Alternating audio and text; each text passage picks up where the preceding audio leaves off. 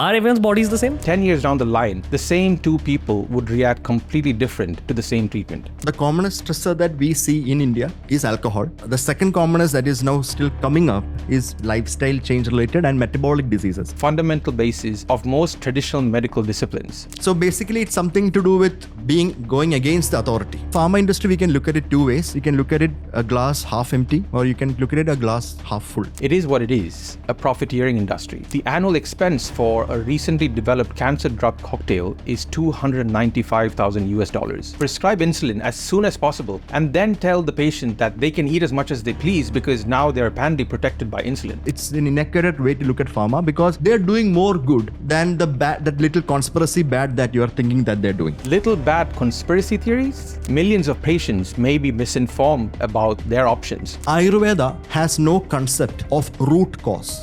They have a concept of treating symptoms only. Ayurveda is a pseudoscience. Do you think all of it is a pseudoscience? Of course, because the principles are all the same. What about emotions? Do they not exist because they cannot be scientifically measured? Is consciousness measurable? We can have different ways to look at our health, and the Ayurvedic way to look at it isn't incorrect. Any particular medicine or a drug that we use currently now, it is zero. None? You have a glass of apple juice and you have a glass of urine. So you mix this urine with apple juice. What are you going to gain from it? This is just straight up disrespectful. To be honest, it made me quite uncomfortable. So I was recently watching a podcast by Ranveer Alabadia, or TRS, as it popped up on my feed, and it was a pretty relevant topic. I got intrigued due to the guest and the subject matter, Liverdoc, or Dr. Abby Phillips. As a doctor, I was interested to hear what he had to share about his experiences in liver health, since my area of work in medicine also deals with the liver significantly. Welcome back to the channel, friends. My name is Dr. Noble Inasu, and I'm a medical doctor with an interest in lifestyle medicine. I also explore various natural ways to help with chronic diseases like diabetes, hypertension, and other components of metabolic syndrome. So Dr. Abby Phillips is a well-known hepatologist, and he comes from the same part of India that my parents are from, Kerala. So I could resonate with the kind of environment he must have been brought up in. I began watching the podcast, but just a few minutes into it, I noticed a remarkably fixed or rigid view of medicine that Dr. Abby Phillips was trying to project. To be honest, it made me quite uncomfortable. As a doctor myself with more than a decade of experience in treating patients and working in hospitals across 3 continents, I had several critical thoughts and felt it might be best to list them out in a video like this. The link for the podcast itself is in the description, so please feel free to go through it in detail. A lot of research, time, and effort goes into making a video like this, so please consider supporting my channel by liking this video, hitting the subscribe button, and pressing the bell icon. So let's start breaking down parts of the Liverdoc podcast. Here is one of the earliest sections in the episode. If everyone be included, exactly. Everyone's bodies are the same. Are everyone's bodies the same? It's going to be an interesting conversation when it comes to the liver. Livers can be slightly different. So we're going to talk about that now, about the liver. Now here lies the first fundamental flaw, assuming that everyone's bodies are the same apart from the liver. The closest you will ever get to 2 bodies being exactly the same would be in the case of identical or monozygotic twins. And even then, there can be differences that can happen over time if the environment and life experiences of the 2 twins are different. Take the case of Lucas Caldwell, for example. He has been diagnosed with a rare autoimmune disease called Romberg syndrome, where only one side of his face resembles his twin brother. His interest in academics greatly differed from that of his brother, who was more inclined towards physical activities. Even though they shared 100% of their genes, that didn't make them the same, not even their personalities. Their treatment still needs to be individualistic because of the changes their environment brought in. While the basic physiological functions of our organs may be similar, the way our bodies process various substances can differ significantly from one person to another, no matter how similar their systems may seem. Even in the general population, the metabolism of milk protein, fat, carbs, or even something as simple as coffee differs greatly. We have home-based DNA test kits now that are relatively cheap and can give detailed analysis of how our DNA processes all these substances. These processes can vary widely among individuals. One example is that of lactose intolerance observed in the same country, like in India. The difference between North and South India are quite evident. These differences in the way our bodies work on a cellular level, depending on the lifestyle and mental states, cannot be the same. So they cannot be treated the same. Our immune systems are incredibly personalized. Have a look at this video and research done on the immune systems of hundreds of patients. While two people can have very similar immune systems, one chronic infection like CMV or hepatitis, or other factors like smoking status, pet ownership, obesity, diet, microbiome, pollution can all change the immune systems, so much so that 10 years down the line, the same two people would react completely different to the same treatment. While a blanket medication can be effective for a large population, it is again not a one-size-fits-all solution. The uniqueness of each individual's immune response is the very reason we need to tailor treatments to that specific needs of that individual. So the commonest stressor that we see in India is alcohol. The second commonest that is now still coming up is exactly what we discussed, that is lifestyle change related and metabolic diseases. So metabolic disease, there is something known as a metabolic syndrome. So metabolic syndrome has different components in it. So there is diabetes mellitus, that is your high sugar levels. You have hypertension, which is high blood pressure. You have dyslipidemia, which is high cholesterol and lipid triglycerides. You have hypothyroidism, which is a low functioning thyroid. You have high uric acid, which is hyperuricemia.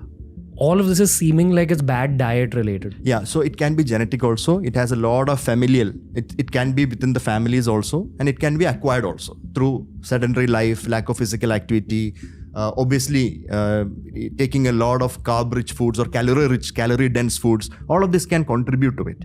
So it's never one of these stressors that is happening. It's maybe in people multiple stressors. So there is a guy who's drinking alcohol and who's obese. That guy has double stressors on the liver.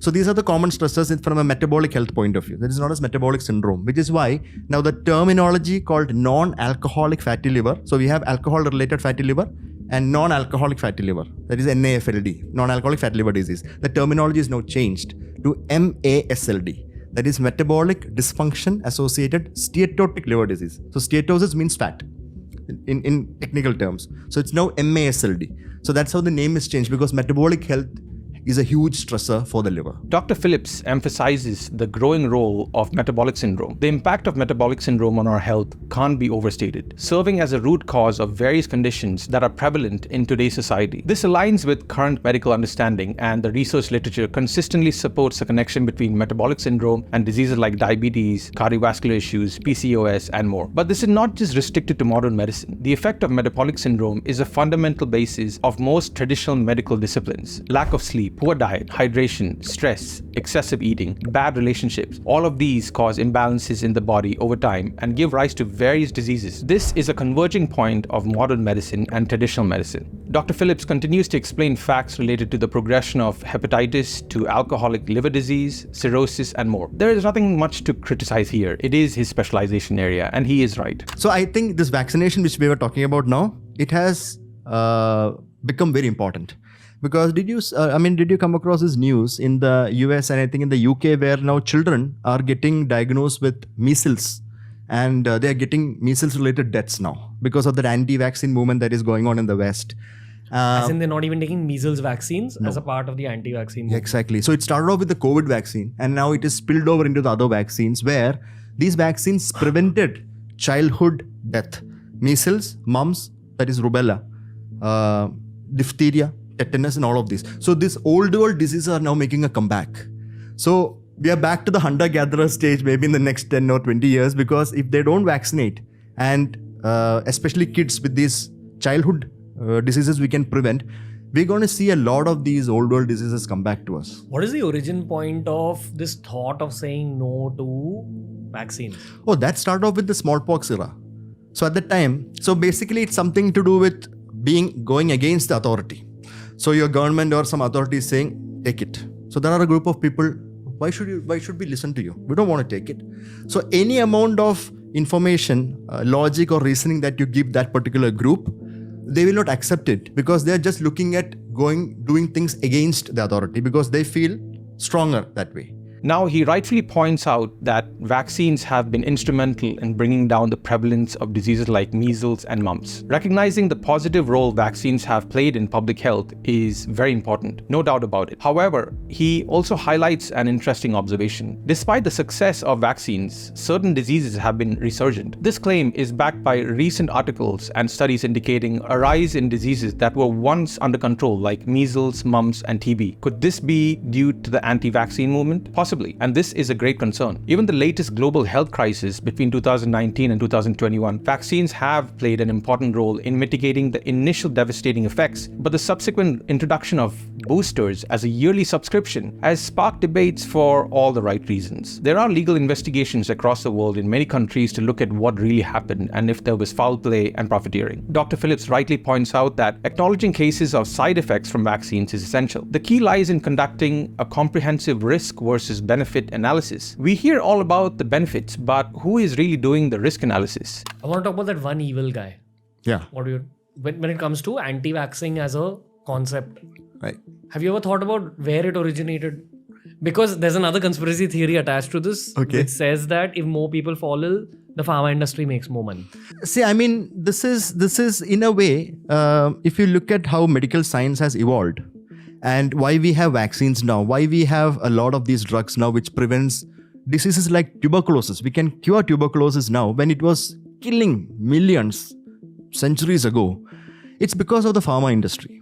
Pharma industry, we can look at it two ways. You can look at it a glass half empty, or you can look at it a glass half full. Now, I'm not going to mince my words here about what the pharmaceutical industry has become in the 21st century. It is what it is, a profiteering industry. Industries such as defense and pharma profit from destruction and human suffering. That is the nature of such industries, and they are, for lack of better words, a necessary evil. There is no way to refute that, and it rightfully raises ethical concerns. The pursuit of profit sometimes overshadows the industry's primary goal of advancing healthcare. I'm not completely dismissing the benefits that pharmaceutical products bring to healthcare. With life-saving antibiotics and emergency drugs as simple as adrenaline and salbutamol, they have undoubtedly transformed medical treatment. But my concern revolves around the practice of pushing drugs without addressing fundamental aspects of health, such as nutrition, sleep, and stress reduction. The unethical practices within the pharmaceutical industry are not limited to kickbacks and biased research. The influence of incentives on prescribing practices raises concerns about patient care and the integrity of medical decision-making. Besides this, in the name of funding for research, the high costs of branded drugs, especially in Western countries, limit access to essential medications for many individuals. The annual expense for a recently developed cancer drug cocktail is $295,000. Can average people afford that without losing everything in order to save themselves? Having worked as a doctor in London, I'm very aware of how little time we have while treating or consulting patients. The same applies to the US, Canada, and most Western countries. I recall many doctors just seeing patients as mere numbers on a list that they had to get rid of. Is that how we should be treating human lives? Even a lot of Asian countries for that matter. There is no way to assess a patient holistically in the busy, broken healthcare systems of the world. The sheer amount of people who are sick when combined with the amount of money to be made is almost like keeping a nice juicy steak next to a hungry wolf.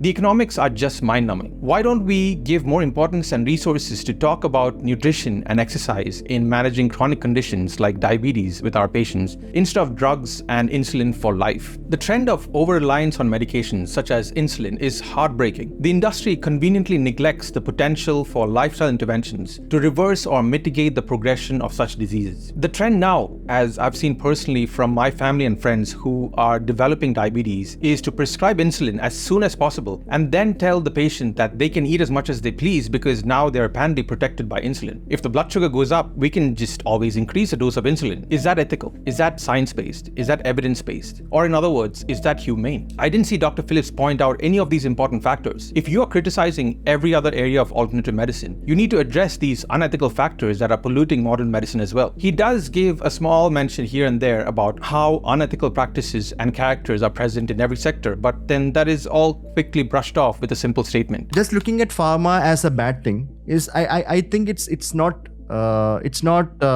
righteous to do that. It's an inaccurate way to look at pharma because they're doing more good than that little conspiracy bad that you are thinking that they're doing. Little bad conspiracy theories? That's a highly superficial way to look at a very glaring public health problem. The formula of profit over patient well-being is disastrous, and it doesn't even require a lot of thinking. Integrating lifestyle modifications into drug protocols is essential. Pharmaceutical interventions are necessary in many medical situations when things have gone wrong with someone's health over a long period of time, and you need quick-acting agents to prevent a total collapse. But once that acute phase is over, we need to work on the patient's chronic issues or the real root cause of why that problem happened in the first place. There's a pressing need to educate patients about alternative approaches to managing their health. By promoting awareness of lifestyle modifications, patients can strive towards being disease-free and drug-free. Can we not at least try to look at our health more holistically before we fall sick? Dr. Phillips himself says that a doctor means teacher first. So don't we as doctors have the responsibility to educate patients about the potential for reclaiming their health through holistic approaches? Millions of patients may be misinformed about their options, and they need to reclaim their health and reduce the dependence on lifelong medications. There are bad pharmaceutical practices. I'm 100%, I'm not denying it. There was one where Ranbaxy, and I think you might have heard of this book called Bottle of Lies, written by Catherine Iban. And she actually showed that this person whom I'm very good friends with him. He's also a follower and friend on Twitter. Dinesh Thakur, he actually called out Ranbaxy for doing unethical trials in Africa, where they actually gave children and adults tablets which did not contain the drug, but something like a chalk powder or something like that. It did not contain the drug, and then they made money out of it. So he was a whistleblower, and he took them to court. And they took him to court actually, saying defamation suit and all, but he won. And Ranbaxy just collapsed after that. So there are bad ethical practices in the pharma industry, 100%. Bad ethical practices among doctors, 100%. But that does not mean the medical science is bad. For those of you who don't know, an investigation was launched by the US Department of Justice against Ranbaxy on grounds of adulteration of drugs. Glass particles and impurities like hair were found in the medicines. But Ranbaxy is just one of the many instances where pharmaceutical companies have exploited public trust for their own gain. One glaring example is the Vioxx scandal. Merck marketed the painkiller Vioxx as a safe and effective medication for osteoarthritis. It was linked to an increase in dangerous cardiovascular events such as heart attacks and even strokes. They were tagged as poison pills. Research published in The Lancet estimated that 88,000 Americans had heart attacks from taking Vioxx, and 38,000 of them died. These are not just numbers. These are people who had to face the adverse effects of medications that they thought were going to help them from people who they trusted. I wish this was just one incident or black spot in the history of medicine, but that's far from it. Price gouging is another beautiful tactic employed by pharmaceutical companies to maximize profits at the expense of patients. Reminds me of Martin Shkreli when his drug company, now known as Vera Pharmaceuticals, hiked the price of Daraprim. It is an antiparasitic medication used to treat pregnant women, babies, and people with HIV. They raised their prices by 4,000% from $17 per pill to $750. Due to the less competition, companies can do that and have done so in various instances. Pfizer increased price on more than 100 drugs and issued a significant price increase of 16.8% on its popular drug Solucotev. So unless you have a good amount of money kept aside, one medical incident is enough to make most households bankrupt. Is that the best we can do with healthcare? The opioid crisis, chemotherapy, metal implants, I can go on, but these examples serve as reminders of the ethical breaches and deceptive practices that are quite evident, and not just a small number of conspiracy theories. They are a lot more than Dr. Phillips would be ready to accept. Let's move on. There is so many things around it. I don't know if this is the time to talk about it, but like you said, there is one small thing that can actually impact everything in a bad way. Instead of looking at it wholesomely and understanding that it is actually not so bad, it's actually pretty good. I think it is about transplantation, liver transplantation. Yeah. There is something that I would like to talk here from a personal point of view also, because I have been in the eye of the storm on social media on this. Something that our country lacks is a good transplant system. I'm talking about just purely from the liver transplantation point of view.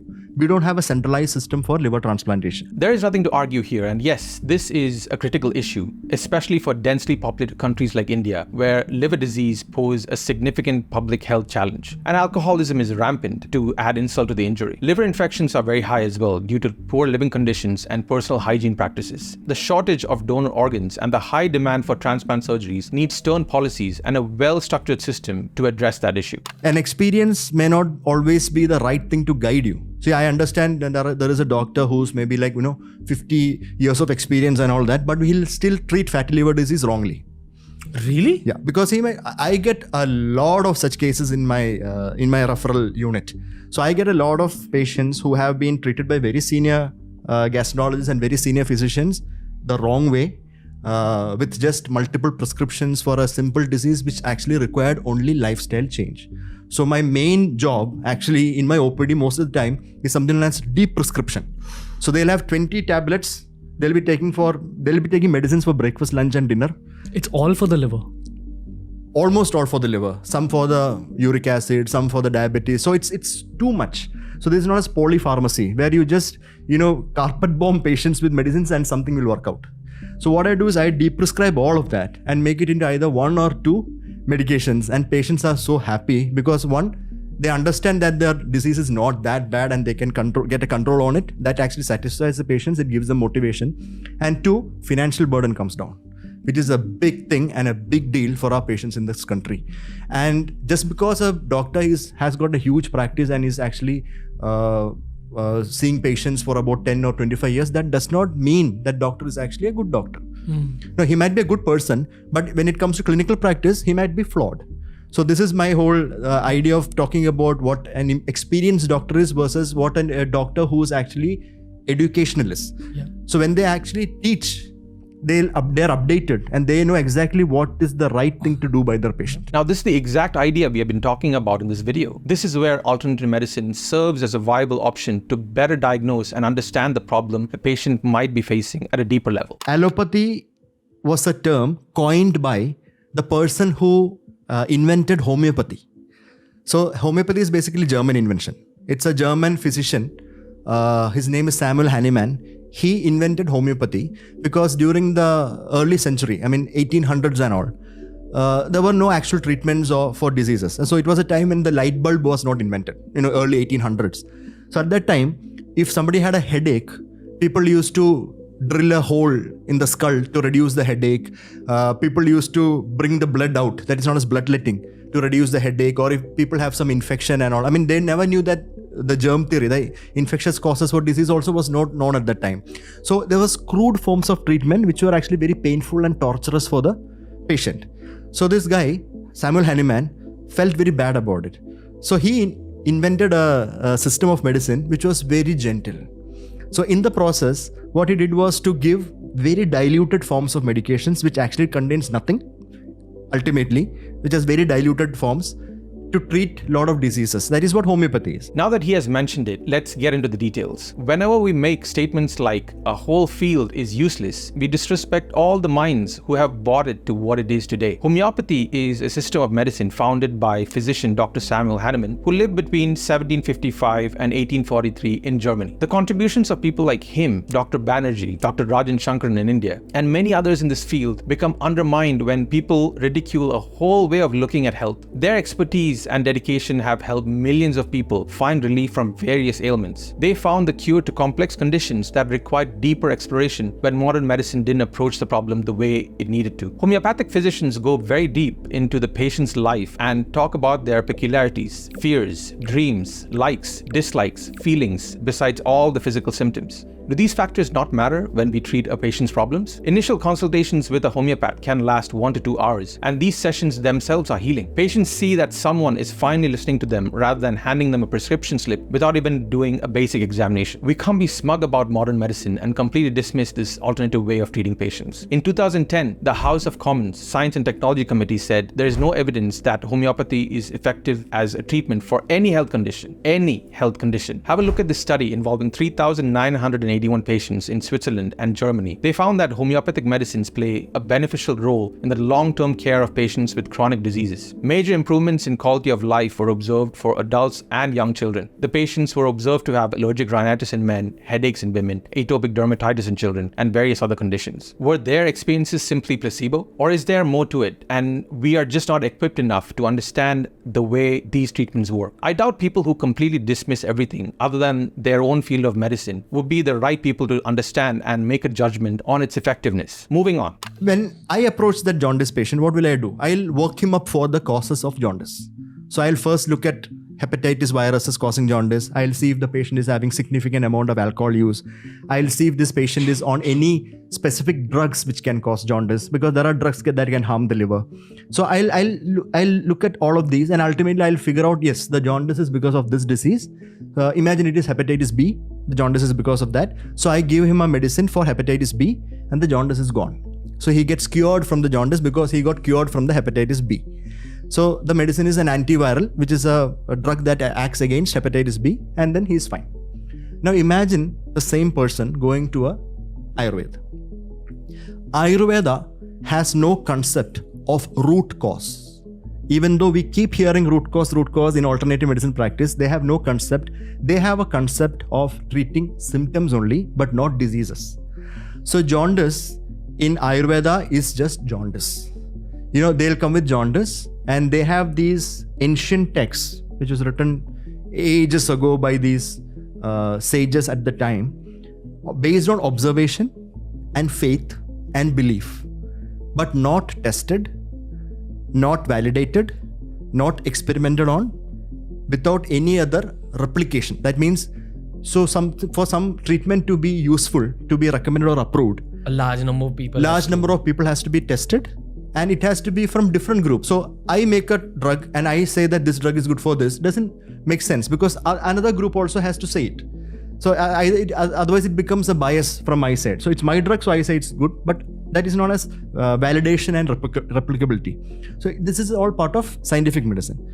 In Ayurveda, it's not there. So it is not validated, not tested.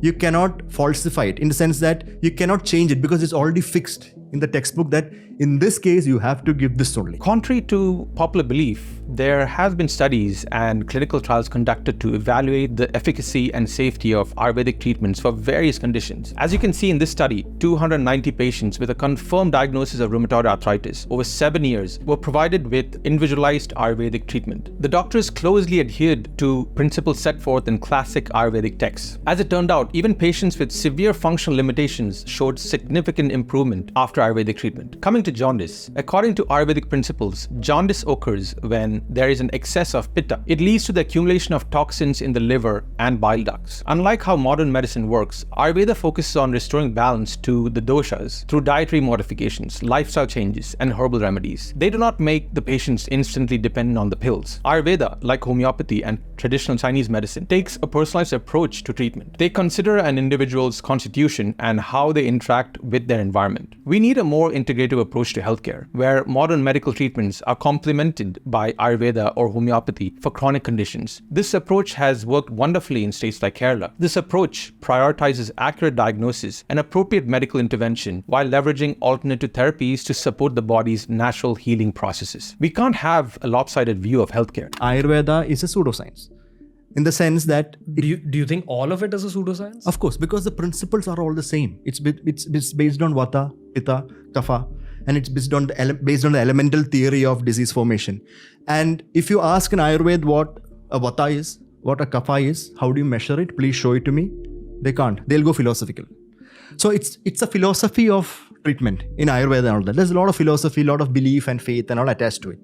So which is why I say that for realistic healthcare, these are not good options for people to go for. I wonder where science would be if our predecessors were opposed to everything other than the observable planet we live on. Similar to that quote by some US commissioner in the US Patent Office back in 1899 or somewhere around that time. Everything that can be invented has been invented. It was a very small-minded way to see what life is all about. Look at how far we have come in the last 123 years. Look how far we have come in the last 30 years alone. There are still elements present that we can't measure. In 2022, physicists at the LHC, the Large Hadron Collider, found 3 new particles that was only theoretical up until then. Every year, we are finding more and more exoplanets in our own Milky Way galaxy. These are planet-like objects that may support life. What about emotions? Do they not exist because they cannot be scientifically measured in the truest sense? Can their impact on the human brain and body, like increased heartbeats and release of chemicals like endorphins and dopamine, be limited to just that? How deeply these abstract concepts impact our day-to-day lives is difficult to cover in the realm of science. And when it comes to physics, concepts like quantum mechanics introduce phenomena that defy traditional measurement methods. Quantum entanglement is termed as a phenomenon where particles remain connected regardless of the distance between them. How? We do not know the extent and impact of it in the truest sense. We are yet to learn more. Can we not say the same for the healthcare industry? In neuroscience and consciousness studies, researchers grapple with understanding subjective experiences like consciousness itself. Is consciousness measurable? Its exploration through phenomena such as near-death experiences has still baffled the minds of researchers. We still do not know how it is achieved. When will AI become conscious? And how will we know it?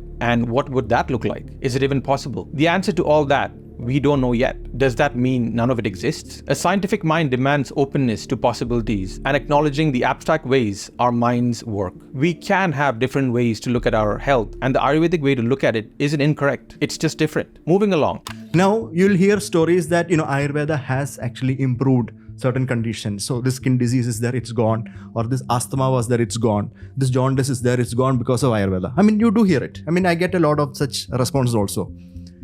So that is where the natural history of disease comes in. So every disease. So like for example, we are all born one day. We have this life expectancy and we die. This is how life goes. Same with the disease. So there are diseases which start, which keeps going very long. Those are chronic diseases. And there are diseases which start and they take a course and then they automatically come down after a few years or few weeks or few months, whatever. So yes, he makes the same point I'm making here. We need to be open to other ways of treating chronic diseases. In an observational longitudinal study spanning from 1998 to 2014, researchers examined 857 pediatric patients, revealing compelling insights into the efficacy of homeopathic medicine for atopic diseases or allergic diseases. The results were remarkable. 75.8% of atopic children experienced moderate to significant improvement, with complete remission achieved in 70% of cases upon re-evaluation after 5 to 10 years. Let's go to the next section. So imagine I have alcohol liver disease. So if I give myself diluted forms of alcohol, I can cure the alcohol liver disease. It doesn't work that way. It's something that causes a disease cannot cure the disease. So there are separate set of principles similar to what in Ayurveda, because it cannot be tested and it cannot be experimented because the principles themselves are very weak and illogical. A homeopath does not give a diluted alcohol pill to a patient with issues of alcoholic hepatitis. It just does not work like that. A homeopath in this scenario will instead go very deep and try to understand why the patient is relying on alcohol in the first place. Was it childhood trauma, a midlife crisis? Do they have a preference for a taste? Are they intolerant to cold or heat? They would ask the patient to describe the feeling they have when they try to reach out for alcohol and much more. They then craft a bespoke treatment plan to address the root cause of the dependency and try to get the patient to not rely on alcohol, treating the root cause. Moving on. Now, if we look at Ayurveda's contribution to any particular medicine or a drug that we use currently now, it is zero. None? The oldest written evidence of medicinal plants usage for preparation of drugs has been found on a Sumerian clay slab from Nagpur approximately 5,000 years ago. It comprised 12 recipes for drug preparations referring to over 250 various plants, some of them such as poppy, henbane, and mandrake. The Chinese book on roots and grasses, Pen Sao, written by Emperor Shen Nung around 2500 BC, treats 365 drugs, which in those times were dried plants or medicinal plants, many of which are used even today, such as rhubarb, camphor, tea, the great yellow gentian, ginseng, jimson weed, cinnamon bark, and ephedra. Thieber's Papyrus, written around 1550 BC, represents a collection of 800 prescriptions referring to 700 plant species and drugs used for therapy, such as pomegranate, castor oil, aloe, senna, garlic, onion, fig, willow, coriander, juniper, etc. The Indian holy books or Vedas, written around 1000 BC, mention treatment with plants which are abundant in India. Numerous spice plants used even today originate from India, like nutmeg, pepper, clove, etc. Turmeric, its anti-inflammatory anti-inflammatory and antioxidant properties have been established by Ayurveda to help patients with anxiety, arthritis, and other chronic diseases thousands of years ago. Ayurvedic practitioners were using willow bark for its pain-relieving properties long before modern medicine caught on. Today, willow bark is marketed as aspirin, and it's a common household name, and the main chemical compound in it is salicylic acid. Neem, ashwagandha, and other substances have been widely regarded in treating various ailments like skin conditions and cognitive health. Yes, modern medicine has done its fair share to isolate compounds from plants like these, but why not give credit where it's due? The patterns and records preserved by older generations have paved the way for these discoveries. Rather than working together, why do we need to dismiss a whole field of research that has helped millions of people keep their health in check? I mean, there is this plant called ashwagandha. So ashwagandha is heavily talked about in Ayurvedic literature. People consume it for anxiety, stress relief, and things like that. Some gym goers do it to improve their oxygen their tolerance and oxygen capacity and all that. But there are studies, it's already known that what all does ashwagandha contains. So ashwagandha contains a particular compound called vithanolide A, that is vithanone A, which has been shown to damage DNA of the liver cell.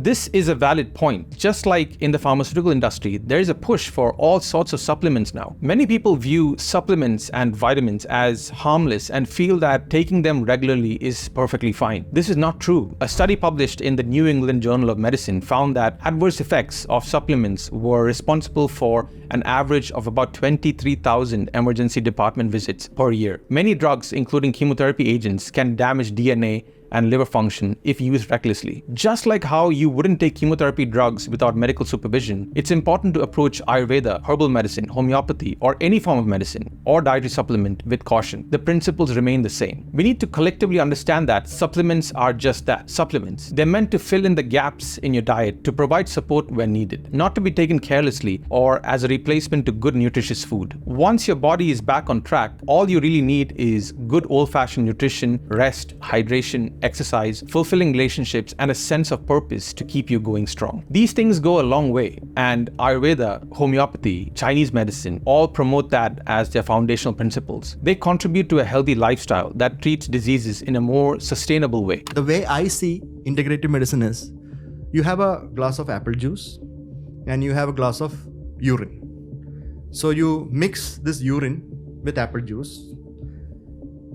What are you going to gain from it? Are you going to say that the urine gets better because it's in the apple juice now, or the apple juice is getting worse because the urine is there? That is integrative medicine. Something that works and something that does not work. You mix both. You are giving undue credit to the thing that does not work. So that is why, even though we have this traditional knowledge and wisdom and all that, this is just straight up disrespectful. Knowledge is power, but you have to respect what you don't know. And often it is what you don't know or lack of knowledge that can harm someone. You cannot just deny the experiences and life journeys of practitioners and patients just because you have a fixed viewpoint. Countless individuals have found relief and healing through these practices. For many, alternative therapies are not just urine. They're integral components of their wellness journey. But what if they invest time, resources into doing the research? Would you change your mind if you saw the research? See, I'm not denying the fact that there is no research. Huge research is going on in this aspect. Look at our country. Look at India. Every budget, 3,000 crore INR is given to the AYUSH ministry to conduct research. Now it's been almost, say, 10-14 years, and this research has been going on even before. Tell me one traditional Ayurvedic formulation which is recommended or approved for any disease condition known to humans by any clinical society in the world.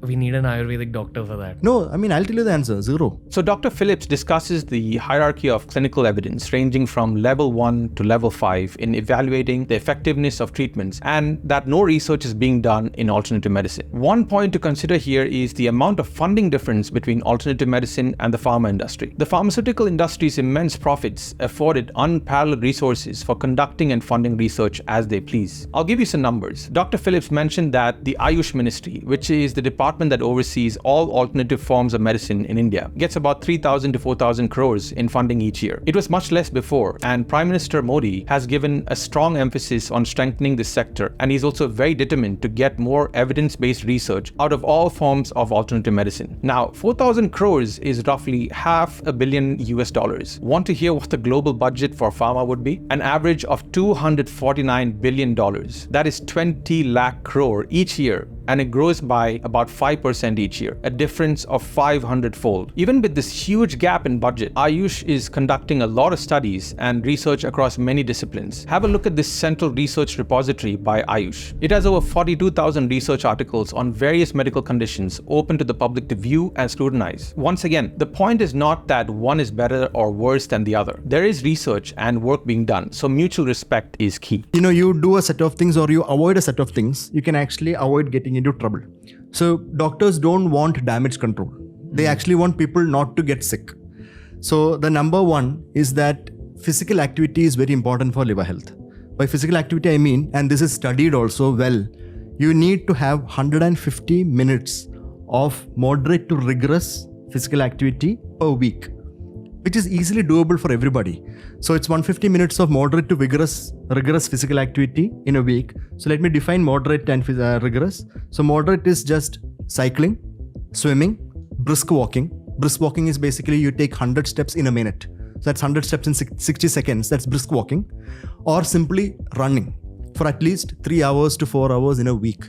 So that is good moderate physical activity. Rigorous is what you do inside a gym under a trained protocol where there is structure, and you actually do a lot of aerobic exercises, you do weight training, you do resistance training, you do high intensity exercises, you do circuit training.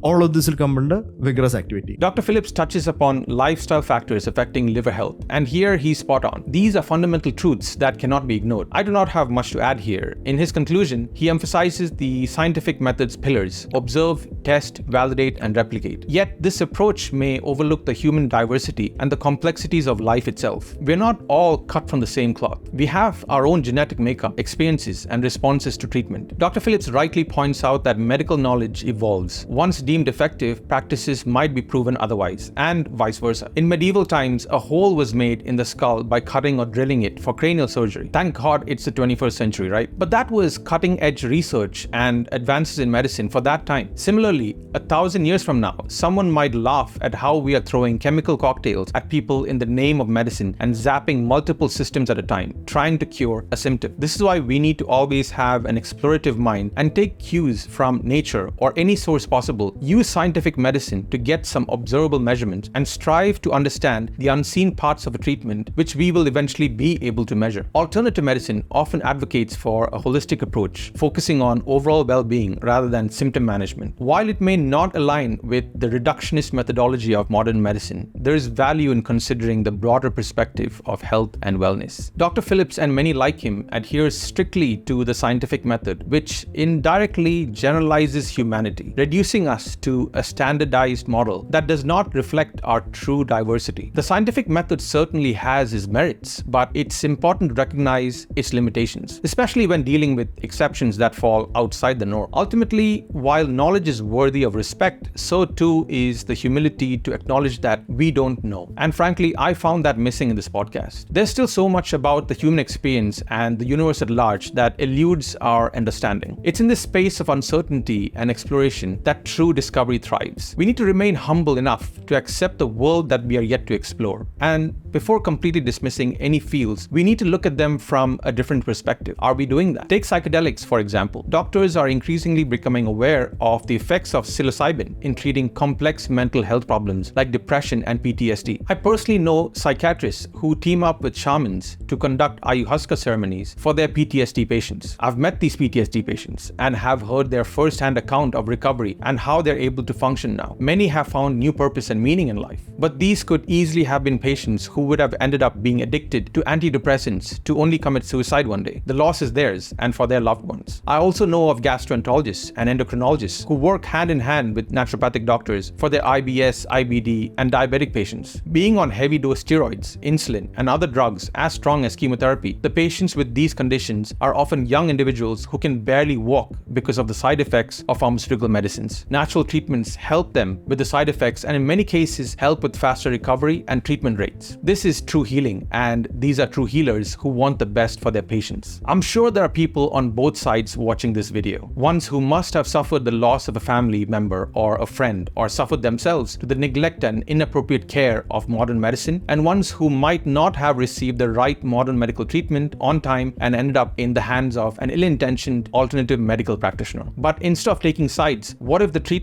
was offered after a joint discussion by a medical doctor and an alternative medical doctor? What if they approached the patient management more holistically? This is the sort of approach the world is moving towards. We need to utilize anything that can help patients get better in their lives and be open to different treatment methods. Physicians need to be aware of different alternatives and ways to ensure that patients do not have to become dependent on drugs immediately, especially in chronic conditions where there are less harmful and wholesome ways to treat the patients. The treatment process needs to be less about profits and more about helping, the way it was always meant to be. I've put a lot of references for all the details I've mentioned above in the description below for you to go through. Take your time and explore them to have a better understanding of different research studies, conditions, and methods of treatment. Feel free to let me know what your take is when it comes to medicine. Should medicine be integrative or fragmented? Is one better than the other? What experiences have you had dealing with any healthcare practitioner? What could have been better? Let's learn from each other. So stay safe and take care of your health. Until next time, I'll see you around.